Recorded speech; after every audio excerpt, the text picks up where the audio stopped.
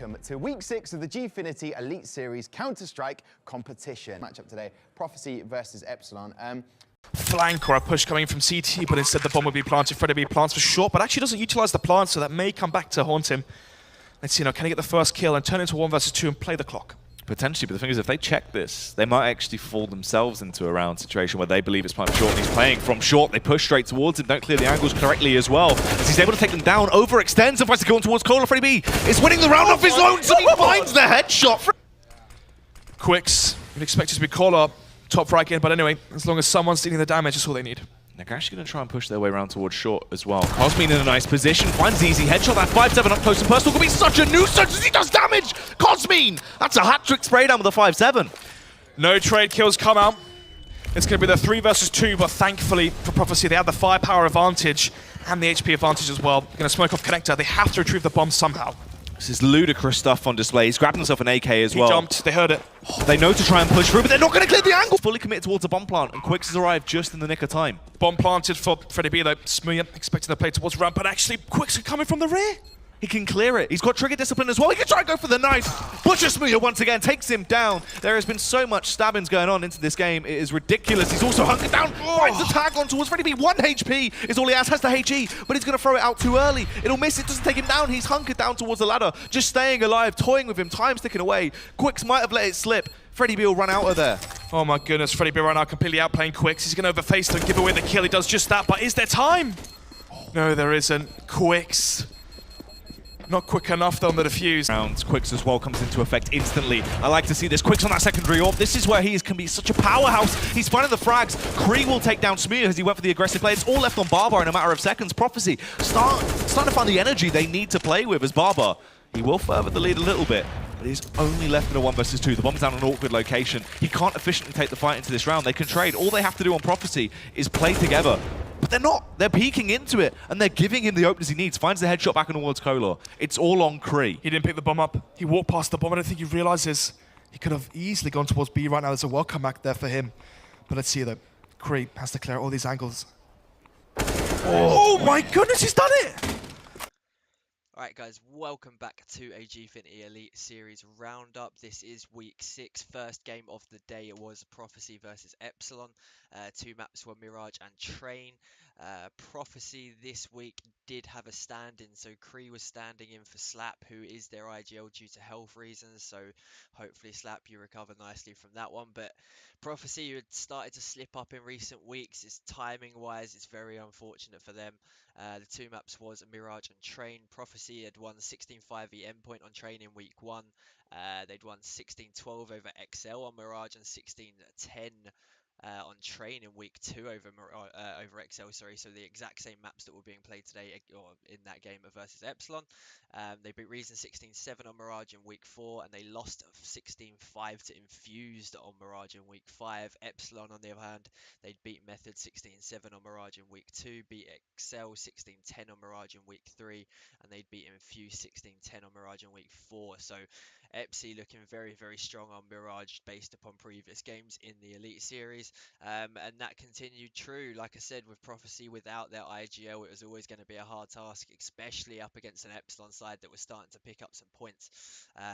So yeah, I mean, it was a comfortable 2-0 victory, 16-8 on Mirage and 16-11 on Train. Taking a look through KDs, good old Smooya was absolutely on fire, plus 28 KD across both games, an absolute insane ratio there.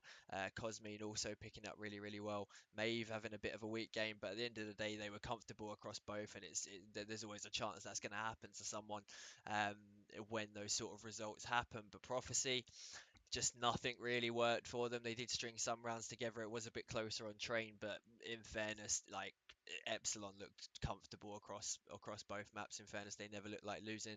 So you have to give mass props to Epsilon for continuing their run of form at the moment. It looks like Reason Gaming will be starting the CT side here, and Excel on the T side. A few more kills, you can bring out AKs, 2 of them in the second round. Now, absolutely, top tier CS right now, that's quite a prevalent strategy, but the more common approach is get the AKs in the third. Reason this time, go towards that B bomb site, aim to get the bomb down once again. They know they probably can't win this round. They get a couple of kills on a bomb plant, that's a success in its own right. Yeah, and I'm pretty sure that smoke actually hit a player, so they're going to hear this more than anything. Jacob seems a little unaware, but Luz is watching the push out. This looks a little disjointed, but Luz is keeping the situation in hand. Jacob does eventually fall to Pang, runs over Hoodlum, and the A site is essentially theirs. Jungle's got a bit of a problem on it, as does Stairs, and you see it now, it's Thomas! Finally finds his form on the CT side. Not many indicators, maybe a step hurt or something, Cinder may be calling it, but limited information, good response. Cinder's still here. A little bit trickier now. Bearing in mind that XL do have Molotovs, maybe wanting to use them towards the site. Nice little flash over the top, but he is being challenged. Boaster does land it. Flashed up, Karma Panya needs to fall back. Support's en route, but is still pretty far away. Cray will be the first there, but the smokes are up. So XL will get the site, or at least maybe if Karma Panya was actually going to miss the shot. No! That's 3 back-to-back, and of course a 4th as well. There's the AWP coming through. We hadn't seen much of it from the Reason side. Yeah. But there it is, finally. That's the ace as well. You have the kind of recovery mentality. So as soon as that tactic is shut down, they don't really know how to get back into the round. And that seems quite prevalent towards that B side. They go with 4 players, they're missing some smokes. It's a little bit back and forth. No one wants to commit. One player goes in, he's caught in smoke, and then they don't want to go past a certain choke point. They look a little bit flustered at times, but this should be a very easy round. Thomas with some nice frags. I'm not going to get too hard about it. Like we said, up against a full eco here. Probably finds his last 2. It's going to be Hoodlum. The steals one away from him. So the second game of week 6 was XL versus Reason. XL needing nothing else but a win to keep any glimmer of chance of actually getting to the playoffs alive. Reason completely dead out at this point, but at the end of the day just fighting for some pride, trying to get some points on the board, just to show that they did have an impact this season. However, 2 maps selected, Mirage and Inferno. So going into it, XL had lost 16-11 to Method on Mirage in week 1. They lost 16-12 to Prophecy on Mirage in week 2. Lost 16-10 to Epsilon on Mirage in week 3. Lost 16-9 to Endpoint in week 4, and lost 16-6 to Envy on Inferno in week 5. Reason, on the other hand, lost 16-7 to Envy on Inferno in week 2. They lost 16-10 on Inferno and 16-14 on Mirage to Infused in week 3, and they lost 16-7 to Prophecy on Mirage in week 4, lost 16-12 to Method on Mirage in week 5, so definitely not a strong map for Reason in Mirage, and that was the first map, and XL seemingly managed to take it with a 16-10 victory, and then going over to Inferno at 16-8 to XL, who finally managed to get their first actual win on the board. Some very close results, so they're going to be over the moon with that they have actually been able to pick it up, albeit against a Reason team that seems a bit all over the place. Now, overall for XL, good that Connor was coming through, like everyone finishing on a positive KD, which will be nice for them to see.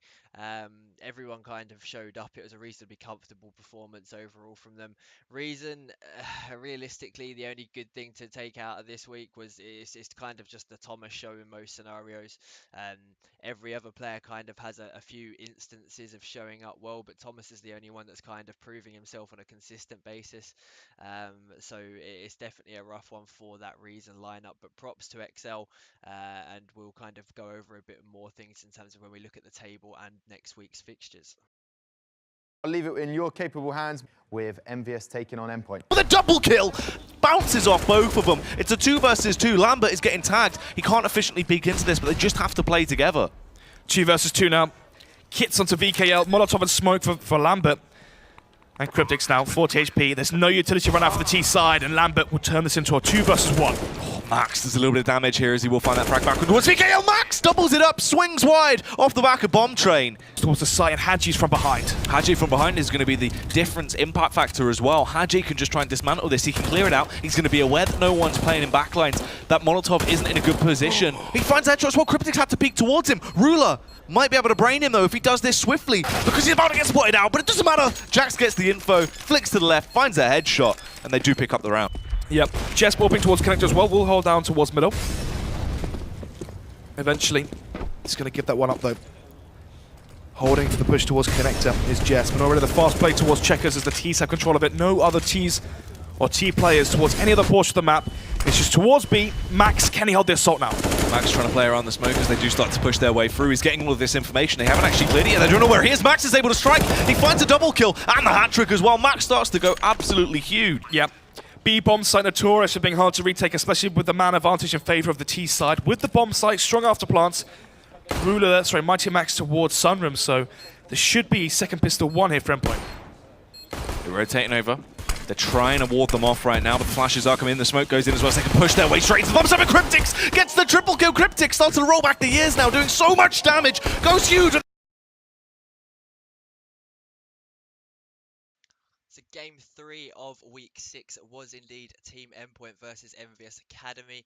Endpoint going into this without IGL Imi, so Max was then the person that then gets chosen as the caller for it.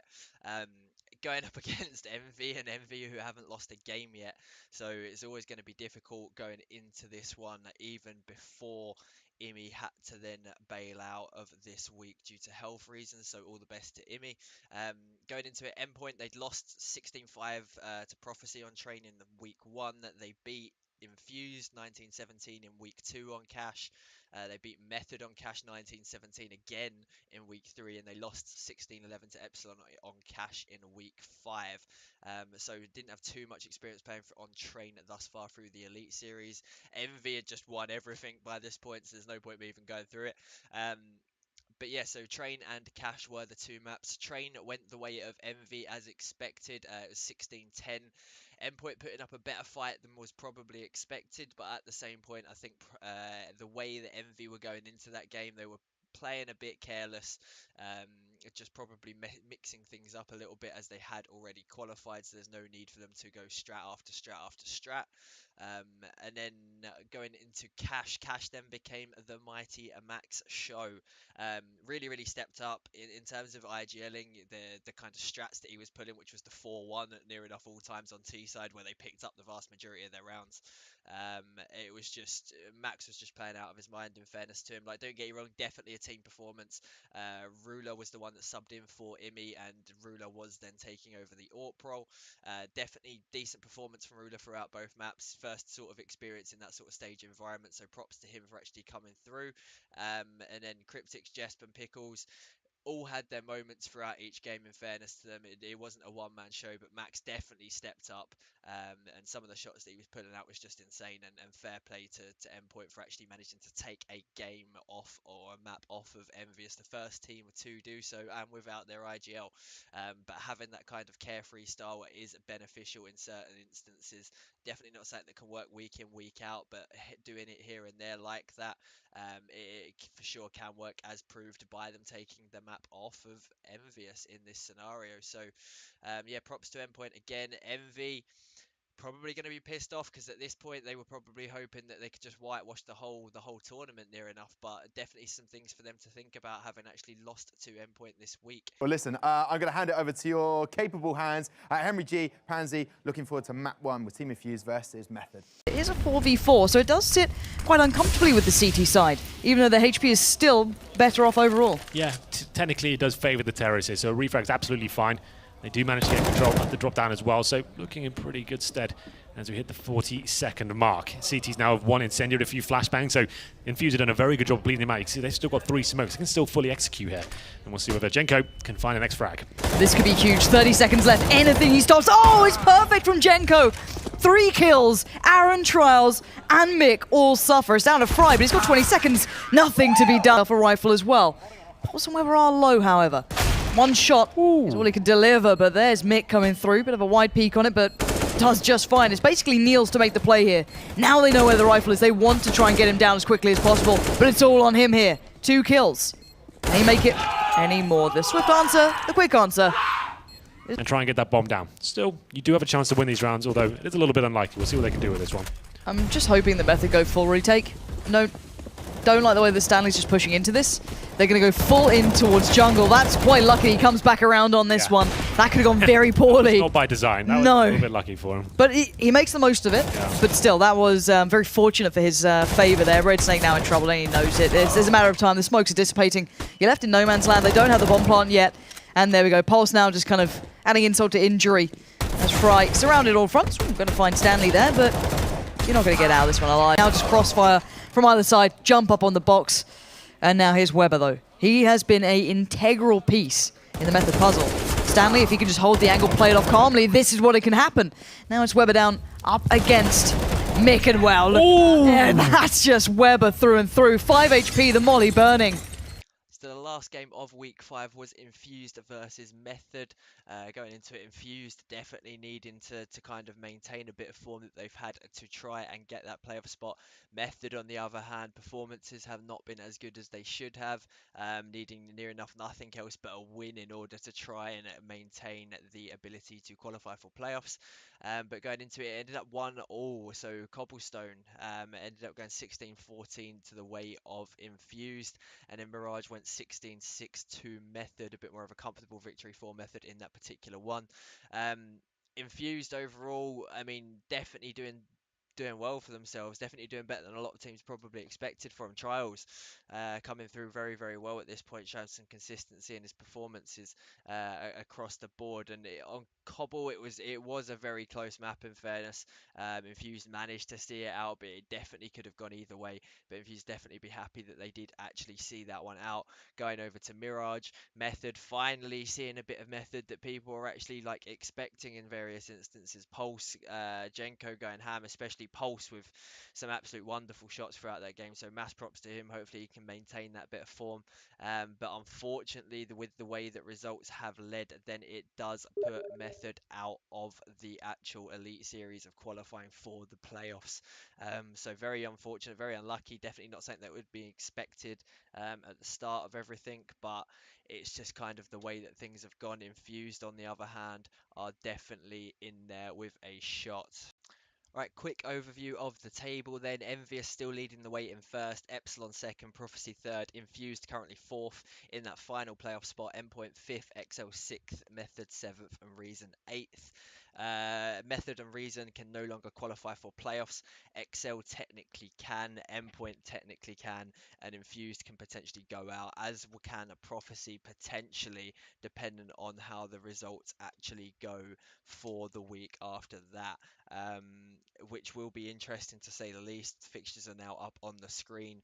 So taking a look at those fixtures, then you do have the Infused versus XL. So big game, depending on how that goes. If XL manage to actually win it, then they could overtake and beat Infused to that spot. However, that result will then rest on how Endpoint perform against Reason. And with all things considered and how Reason have performed thus far, Endpoint should in theory take that. So Endpoint are near enough probably in that zone where they should actually clutch up and be able to see it through.